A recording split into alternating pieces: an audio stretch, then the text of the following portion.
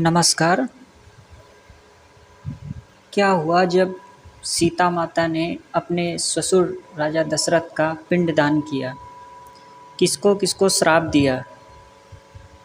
तो इस विषय पे वाल्मीकि रामायण में माता सीता द्वारा पिंडदान देने की एक कथा कही गई है, कथा वर्णित है। वो कथा आज हम आप लोगों को सुनाते हैं। तो वाल्मीकि रामायण में सीता माता द्वारा पिंडदान देकर राजा दशरथ की आत्मा को मोक्ष मिलने का एक संदर्भ मिलता है।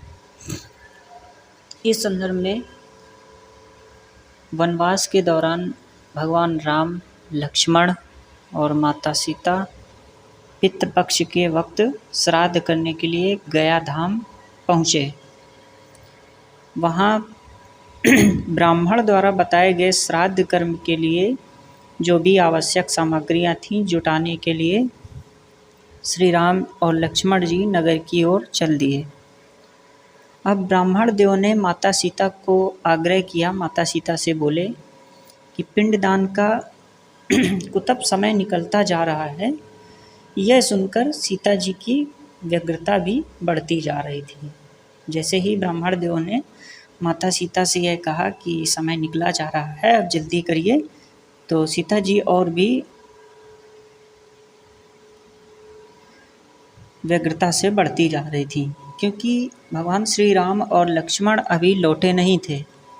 इसी उपरांत राजा दशरथ जी की आत्मा ने भी उन्हें आभास कराया कि पिंडदान का वक्त बीता जा रहा है। यह जानकर माता सीता असमंजस में पड़ गई।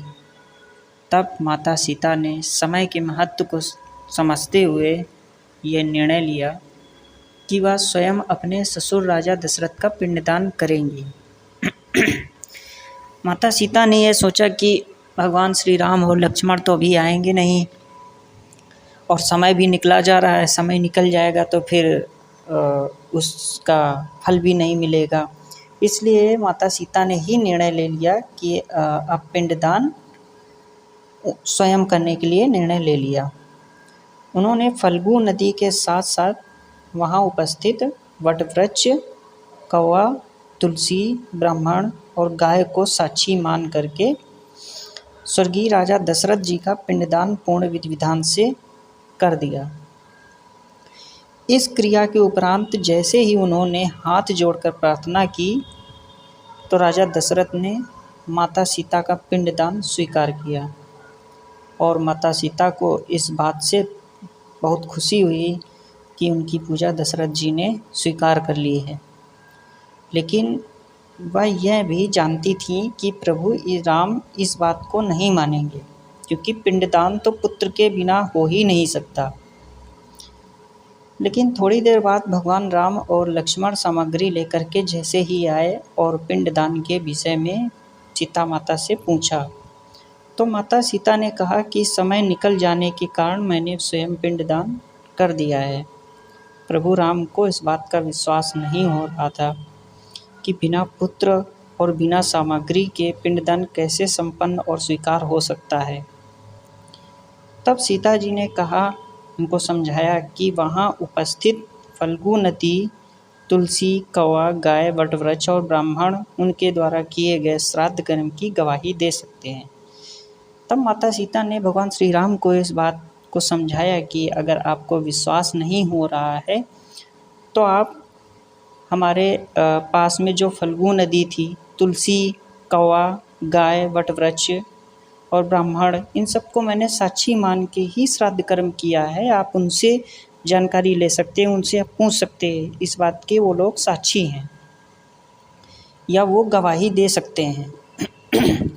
भगवान राम ने जब इन सबसे पिंडदान किए जाने की बात सच है या नहीं सच है या झूठ है तो ये पूछा जब, तब फल्गु नदी, गाय, कौवा, तुलसी और ब्राह्मण पांचों ने प्रभु राम का क्रोध देखकर झूठ बोल दिया कि माता सीता ने कोई पिंडदान नहीं किया है। देखिए, इन पांचों ने, फल्गु नदी ने, गाय ने, कौवा ने, तुलसी ने और ब्राह्मण ने, इन सभी ने भगवान श्री राम का क्रोध देकर के झूठ बोल दिया कि माता सीता ने कोई पिंडदान नहीं किया। सिर्फ वट वृक्ष ने सत्य कहा। सिर्फ वट वृक्ष ने सत्य कहा कि माता सीता ने सबको साक्षी रखकर विधि पूर्वक राजा दशरथ का पिंडदान किया है। पांचों साक्षी द्वारा झूठ बोलने पर माता सीता ने क्रोधित होकर उन्हें आजीवन श्राप दे दिया। फल्गु नदी को श्राप दिया कि वह सिर्फ नाम की ही नदी रहेगी, उसमें पानी नहीं रहेगा। तो इसी कारण फल्गु नदी आज भी गया में सूखी हुई है। और गाय को श्राप दिया कि गाय पूजनीय होकर भी सिर्फ उसके पिछले हिस्से की पूजा की जाएगी और गाय को खाने के लिए दर बदर भटकना पड़ेगा। आज भी हिंदू धर्म में गाय के सिर्फ पिछले हिस्से की पूजा की जाती है। और माता सीता ने ब्राह्मण को कभी भी संतुष्ट ना होने का और कितना भी मिले उसकी दरिद्रता हमेशा बनी रहेगी, ऐसा ब्राह्मण को भी श्राप दे दिया।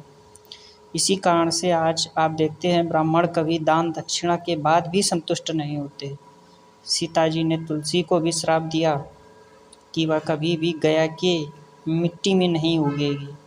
ये आज तक सत्य है कि गया की मिट्टी में तुलसी नहीं फलती है। और कौवे को हमेशा लड़ झगड़ कर खाने का श्राप दिया था। और कौवा आज भी खाना अकेले नहीं खाता, हमेशा लड़ झगड़ के ही खाता है, दूसरे का छीन के ही खाने की कोशिश करता है। सीता माता द्वारा दिए गए इन श्रापों का प्रभाव आज भी इन पांचों में देखा जा सकता है और प्रत्यक्ष देखने को भी मिलता है और घटित भी हो रहा है। जहाँ इन पांचों को श्राप मिला वहीं सच बोलने पर माता सीता ने वटवृक्ष को आशीर्वाद दिया कि उसे लंबी आयु प्राप्त होगी और वह दूसरों को छाया प्रदान करेगा तथा पतिव्रता स्त्री उनका स्मरण करके अपने पति की दीर्घायु की कामना करेगी। तो इस तरह से वटवृक्ष ने ही उस चीज का प्रमाण दिया कि माता सीता ने राजा दशरथ का पिंडदान किया है। और इन पांचों ने झूठ बोला तो इन पांचों को उसका श्राप दिया माता सीता ने, और वो श्राप आज भी घटित होता है, वैसा ही देखने को मिलता है।